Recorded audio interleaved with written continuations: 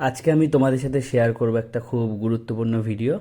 তো তোমরা আশা করি ফর্মটা দেখে বুঝতেই পারছো যে আমাদের সারা দেশে তো এখন এসআইআর এর কাজ চলছে। আজকে আমি তোমাদের সাথে এই এসআইআর এর ফর্মটা কীভাবে ফিল আপ করতে হবে সেটাই শেয়ার করব। তো তোমরা ভিডিওটা পুরোটা দেখো। তো প্রথমেই দেখো এখানে লেখা আছে জন্ম তারিখ। এখানে প্রত্যেকে নিজের জন্ম তারিখ দেবে। এখানে আধার নম্বর আছে, এখানে আধার নম্বর দেবে। এরপর দেবে মোবাইল নাম্বার। এখানে পিতার নাম আর অভিভাবকের নাম, এই দুটো জায়গা আছে। এখানটাতে আমি পুরুষ মহিলা দুজনের কথাই বলবো। প্রত্যেকে কিন্তু এখানে নিজের বাবার নাম দেবে। তারপরে পিতা বা অভিভাবকের এপিক নম্বর যেটা আছে, এখানটাতে এপিক নম্বর দেবে। তোমরা এপিক নম্বর পেয়ে যাবে, মানে তোমাদের বাবার ভোটার কার্ডের মধ্যেই তোমরা এপিক নম্বরটা পেয়ে যাবে।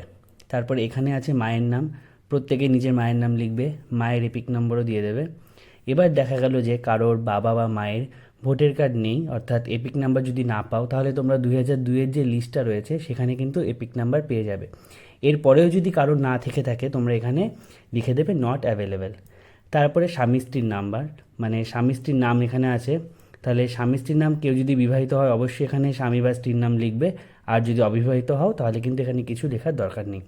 এবার হলো এই জায়গাটা সবথেকে ভাইটাল বিষয়। এই যে দুটো কলাম আছে, এখানে লেখা রয়েছে সর্বশেষ এসআইআর-এ নির্বাচক তালিকায় থাকা নির্বাচকের বিবরণ।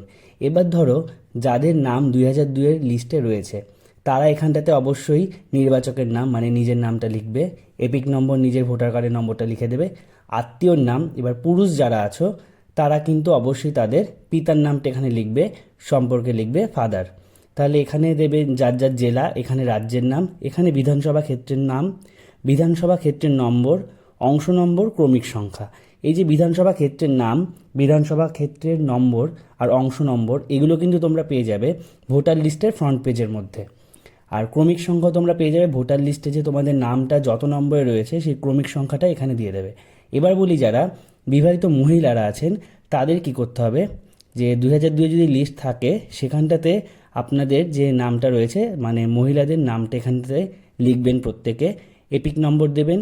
আত্মীয়র নামের জায়গায় কিন্তু আপনারা আপনাদের হাজব্যান্ডের নাম দেবেন, এখানে কিন্তু আর বাবার নামটা দেবেন না। এখানে হাজব্যান্ড মানে স্বামীর নামটা দেবেন, সম্পর্কে লিখবে হাজব্যান্ড, জেলায় যার যার জেলা আছে লিখে দেবেন, রাজ্যের নাম, একইভাবে বিধানসভা ক্ষেত্রের নাম, বিধানসভা ক্ষেত্রের নম্বর, অংশ নম্বর আর ক্রমিক সংখ্যা।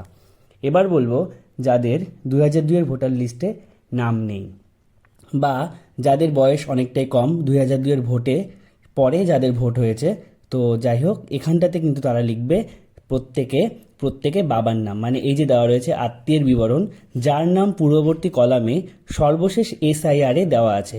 এখানে কিন্তু আবারও বলছি, যাদের 2002-এর লিস্টে নাম নেই বা যাদের অনেক পরে ভোট হয়েছে, তারা কিন্তু এই কলামটা ফিল আপ করবে। তারা এখানে নামের জায়গায় তাদের বাবার নামটা লিখবে, এপিক নম্বর বাবার ভোটার কার্ডের নম্বর লিখবে, এই ঠাকুরদার নামটা কিন্তু এখানে লিখবেন, এখানে সম্পর্কে লিখবে ফাদার। এখানে কিন্তু আপনাদের নিজেদের কিছু নেই। এখানে যাদের 2002-এর লিস্টের পরে মানে যাদের 2002-এর পরে ভোট হয়েছে তাদের বাবার নাম এখানে যাবে, তারপরে যাবে এপিক নম্বর, তারপরে যাবে বাবার বাবা মানে ঠাকুরদার নম্বর। সম্পর্ক কিন্তু এখানে বাবার সাথে দাদুর যে সম্পর্কটা মানে বাবার বাবা, তাহলে এখানটাতে কিন্তু সম্পর্কে ফাদার লিখতে হবে।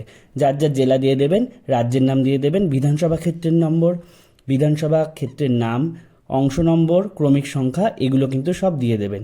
তো এই যে ভিডিওটা আমি করলাম, তো যদি কারোর উপকার হয়ে থাকে আপনারা অবশ্যই কমেন্ট করে জানাবেন, আর ভিডিওটা শেয়ার করে সবার কাছে একটু পৌঁছে দেবেন।